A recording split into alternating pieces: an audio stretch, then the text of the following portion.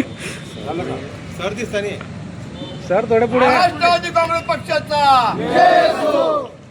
संग्राम भंडारे, संग्राम भंडारे, संग्राम भंडारे, पवार साहेब तुम्हारे बळो, हम तुम्हारे साथ हैं. देण्यात आले.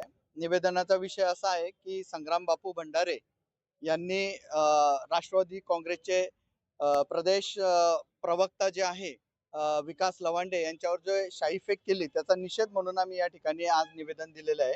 खरं तर सर्वात महत्त्वाचा विषय आहे की संग्राम बापू भंडारे हे जरी वारकरी असले, वारकरीच्या वेशात येऊन त्यांनी शाईफेक केलेली आहे. मला तुमच्या माध्यमातून हे सांगावंसं वाटतं की हा संतांचा विचार नाहीये. त्यांनी संत तुकाराम महाराजांचा एक अभंग त्या ठिकाणी बोलून दाखवला की नाठाळाच्या हाती माथी हानू काठी, परंतु तुकाराम महाराजांच्या अभंगाचा शब्दशः अर्थ घेणे याचा अर्थ असा होत नाही की तुम्ही संत आहे. संत तुकाराम महाराजांनी हेही सांगितलेलं आहे की आम्हा घरी त्यांना शब्दांचीच यत्ने शस्त्रे करू. म्हणून काय आम्ही शस्त्र घ्यायचं का? आम्ही या शब्दांच्या शस्त्र बनवून आज या ठिकाणी शांततेच्या मार्गाने आणि संतांच्या विचारांनी खरं तर संग्राम भंडारेचा या ठिकाणी निषेध करतोय. संग्राम भंडारे हे त्यावेळेला कुठे होते? ज्या वेळेला संभाजी भिडेने छत्रपती शिवाजी महाराज असतील, संत परंपरा असेल, साईबाबा असतील, या महाराष्ट्राच्या मातीत घडलेल्या विभूतींचा ज्या वेळेला अपमान केला होता त्यावेळेला संग्राम भंडारे सारखे वारकरी कुठे असतात? हे वारकरी नसून हे वारकऱ्यांच्या वेशातले RSS चे धारकरी आहेत आणि त्यांचं काम फक्त एकच आहे की समाजामध्ये द्विधा मनस्थिती निर्माण करणे, द्वेष निर्माण करणे, एवढंच त्यांचं काम आहे.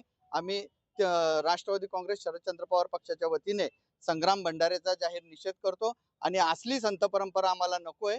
आम्हाला संत तुकाराम महाराजांच्या विचाराची संत परंपरा या महाराष्ट्रामध्ये हवी आहे, तरच या महाराष्ट्रामध्ये शांतता नांदेल. वारकरी संप्रदायामध्ये कुठेतरी राजकारण घुसतंय असं वाटतंय आपल्याला?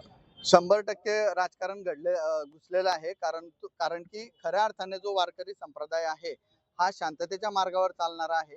आपण बघा, मागे काही वर्षांपूर्वी संभाजी भिडेंचं स्टेटमेंट आलं होतं की जी वारी चालू होती त्या वारीमध्ये साप सोडलाय म्हणून असं त्यांनी हे केलं होतं. त्या वारकऱ्यांना धारकरी म्हणण्याचं त्यांनी नवीन हे असे काहीतरी ते फंडे आणतात आणि त्या माध्यमातून राजकारण घडवू पाहतात. एका भारतीय जनता पार्टीच्या पक्षाची धुरा हे लोक राबवत आहेत संतांच्या नावाने आणि देवाच्या नावाने.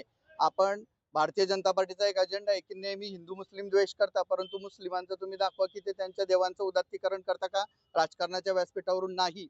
मग आपले हे बाणगुळ काय की जे सारखं संतांच्या नावाखाली, धर्माच्या नावाखाली आणि देवाच्या नावाखाली राजकारणात आपल्या धर्माचा उल्लेख करत असता आणि धर्माला बदनाम करत असता. ही अशी लोक खरं तर धर्मद्रोही आहेत आणि हे निश्चित तुम्ही काही दिवसांनी बघा आता संग्राम बापू भंडारेकडे लवकरच भाजपचं एखादं पद येईल.